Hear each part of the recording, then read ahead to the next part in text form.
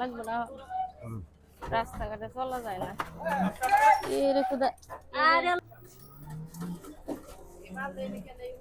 গরম আয় হ্যাঁ গরমে আর ভালো লাগবে না রাস্তাঘাটে চলা যায় না এর খুদা আরে আল্লাহ এই ভাই যাত্রী উঠানোর সময় ব্রেক করবেন না মুখটা তো ব্যথা পাইলো মনে হয় আরে ভাই আপনি গাড়ি চালা ভাই বেটা তুই কেমনে গাড়ি চালাস?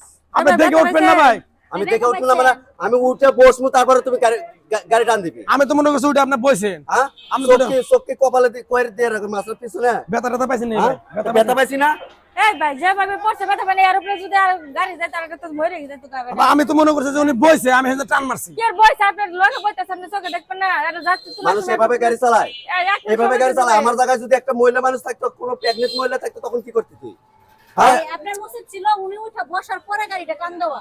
আপনি তা কি করছেন? না না আমি তো মনে করছি যে উনি উঠছে এইভাবে উঠে তো বয়ে পড়ছে আমি আপনি টান দিছি আপনার লগে কাম বাচ্ছে ভাই। হ্যাঁ রাস্তাঘাটে গাড়ি চালাইলে ভাই সচেতন ভাবে চালাতে হইব এই বেটাটা কি ব্যথাটা পাইলো কাছে হাত পায় মানে আসলে আপনাদের ভেতরে ধৈর্য জিনিসটা আপনাদের ভেতরে নাই, ঠিক আছে? একটা মানুষ যদি রাস্তা পার হবার ধরে আপনারা কোনো সময়ের জন্য ব্রেক করেন না, যে মানুষটা অসহায় মানুষ যে একটু পার হোক, কিন্তু প্রতিবন্ধী যদি পার হইতে চায় আপনারা ব্রেক করেন না।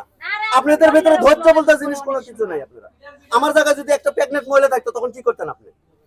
আপনার গাড়ি বাড়ি বেচে জরিমানা দিয়ে শেষ করতে পারতেন ভাই বলে গেছে ভাই আমরা উঠেন না উনি বলেছে ভাই আমি তো দিকে টান দেই ভাই ভাবে তাড়াহুড়া করে মনে হয় হইছে কইলে রে বেটা ব্যথাটা পাইছে খাবেন না এটা ছুটতে যায়। ভাই ব্যথা কি বেশি পাইছেন ভাই ভাই। ব্যথা পাইছে, কোমর প্রচুর ব্যথা পাইছে ভাই। ভাই আমি তো মনে করছি আপনি উঠছেন ভাই এজন্য আমি গাড়ি টান দিছি ভাই আপনি আবার তর্ক করতেছেন। আপনি যদি পিছনের সিটে হইতো তাহলে আপনি মনে করতে পারতেন আমি তো আপনার সিটে বসতেছি। আপনি তো বোঝার দরকার তখন। আপনি পাশে আপনি খেয়াল করবেন না যে ভালো করে আমি তো আপনার পাশের সিটে বসতেছি। আপনি চোখ যদি সময় লাগুক এইটুকু যদি আপনি খেয়াল করতে না পারেন, আর যদি পিছনের যাত্রী আপনি কি করেন?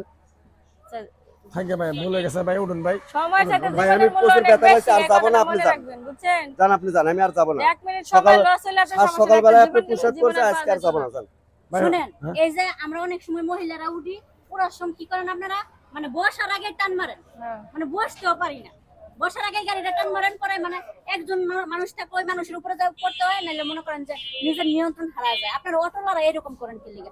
বাংলাদেশে বর্তমানে মানুষের সাথে অটো বেশি, জনপতি মাথা পিছু যা দেন 2-3টা করে অটো, রাস্তায় অটো চালা হাঁটা যায় না তাহলে এটা তো আপনাকে বোঝা উচিত। আপনারা যে হারে তাড়াহুড়া করেন, এই হারে তাড়াহুড়া করলে শুধু আপনি না, আমরা যারা যাত্রীরা আছি অনেক সমস্যা হয়। বুঝছি আপু ভুল হয়েছে এই লোকটা এইভাবে ব্যথা পাইছে, এই লোকের মতন প্রতিনিয়ত আমরা এরকম পরিস্থিতি ফেস করি।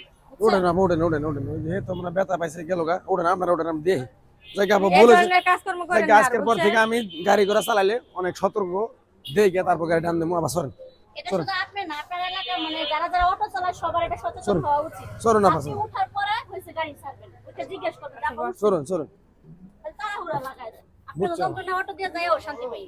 বাটাটা যদি আছে বেশি ব্যথা পাইতো